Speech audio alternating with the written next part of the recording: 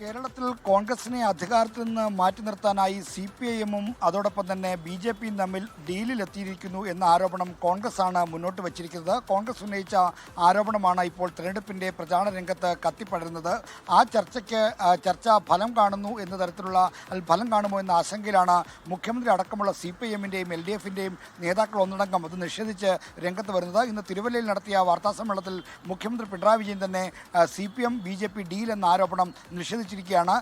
കോലിബി സഖ്യത്തിൻ്റെ ഓർമ്മകൾ ഉണർത്തിക്കൊണ്ടാണ് അത്തരമൊരു പ്രതികരണം മുഖ്യമന്ത്രി നടത്തിയിരിക്കുന്നത്. മാത്രമല്ല 2016 കോൺഗ്രസിൻ്റെ നേതാക്കന്മാർക്ക് മറ്റു മണ്ഡലങ്ങളിൽ ജയിക്കുന്നതിന് വേണ്ടിയാണ് നേമത്ത് O രാജഗോപാലിനെ വിജയിപ്പിച്ചത് എന്ന ആക്ഷേപവും വെക്കുന്നു. മാത്രമല്ല നേരത്തെ NDTV-യുടെയും ഇന്ത്യ ടുഡേയുടെയും ചാനലുകൾക്ക് നൽകിയ അഭിമുഖത്തിൽ ആവർത്തിച്ചതുപോലെ രാഹുൽ ഗാന്ധി BJP-യുടെ B ടീമാണെന്ന ആരോപണവും മുഖ്യമന്ത്രി ഇന്ന് പൊതുമധ്യത്തിൽ ആവർത്തിച്ചിരിക്കുകയാണ്. അതുകൊണ്ട് തന്നെ ഇത്തരത്തിൽ ആക്ഷേപങ്ങളെ നിഷേധിക്കുകയും ഒപ്പം തന്നെ കോൺഗ്രസിനെതിരെ പ്രത്യാക്രമണം നടത്തുകയാണ് മുഖ്യമന്ത്രി ചെയ്യുന്നത്. എന്നാൽ കോൺഗ്രസ് ആകട്ടെ ഈ വിഷയം പ്രചാരണ രംഗത്ത് സജീവമാക്കി നിലനിർത്താൻ ശ്രമിക്കുന്നു. കുതിരക്കച്ചവടമാണ് CPM-ഉം BJP-യും ചേർന്ന് നടത്താൻ ഉദ്ദേശിക്കുന്നതെന്ന ആരോപണമാണ് കോൺഗ്രസിൻ്റെ പ്രവർത്തക സമിതി അംഗവും മുൻ പ്രതിപക്ഷ നേതാവുമായ രമേശ് ചെന്നിത്തല ഉന്നയിച്ചിരിക്കുന്നത്.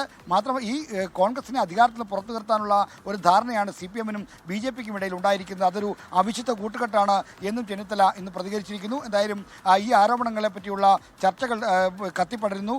എന്നാൽ BJP ആകട്ടെ ഈ ആരോപണം തീർത്ത് നിഷേധിക്കുകയാണ്.